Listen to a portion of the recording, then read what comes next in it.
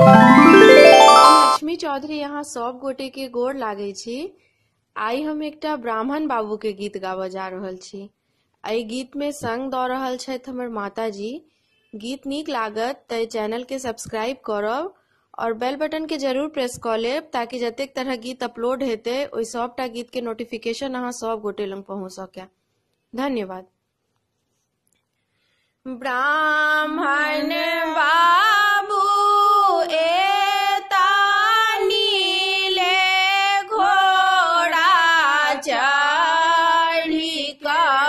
सोना के जिंजिर भाड़ी का ना ब्राह्मण बाबू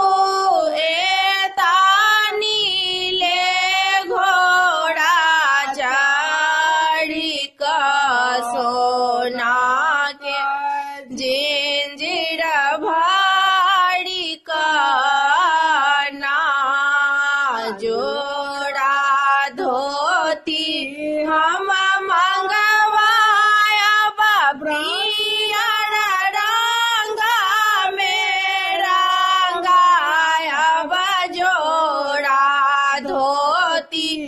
हम मंगवाया पियर रंग में रंगाया अपना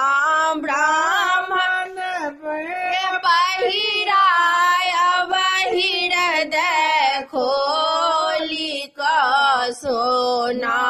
के जिंजिर तोड़ी का ना अपना ब्राह्मण के पहिराया बहिर खोली का सोना के जिंजिर तोड़ी का ब्राह्मण बाबू एतानी ले घोड़ा चढ़ी का सोना के जिंजिर भाड़ी का ना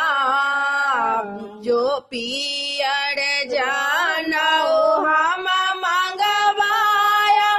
ब्राह्मण बाबू के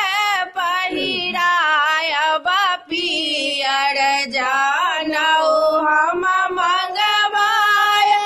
ब्राह्मण बाबू के पहिराया अपना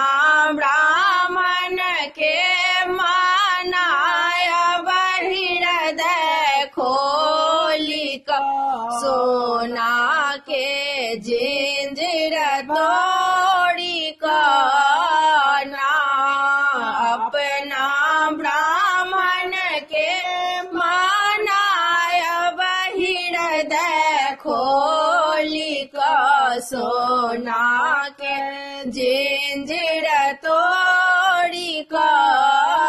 ना ब्राह्मण बाबू एतानी ले घोड़ा चढ़ी का सोना के जिंजिर भाड़ी का ना पान सुपारी हम मंगवाया ब्राह्मण बाबू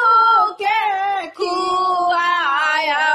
पान सुपारी हम मंगवाया ब्राह्मण बाबू के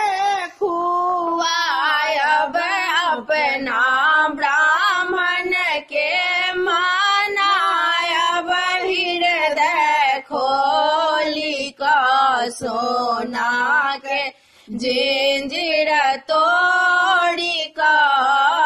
ना अपना ब्राह्मण के खुआया बहिर खोली का सोना के जिंजिर तोड़ी का ना ब्राह्मण बाबू एतानी ले घोड़ा चढ़ी का सोना के जिंजीर भारी का ना पियर खड़ा में हम मंगवाया बदाई में झूना की लगाया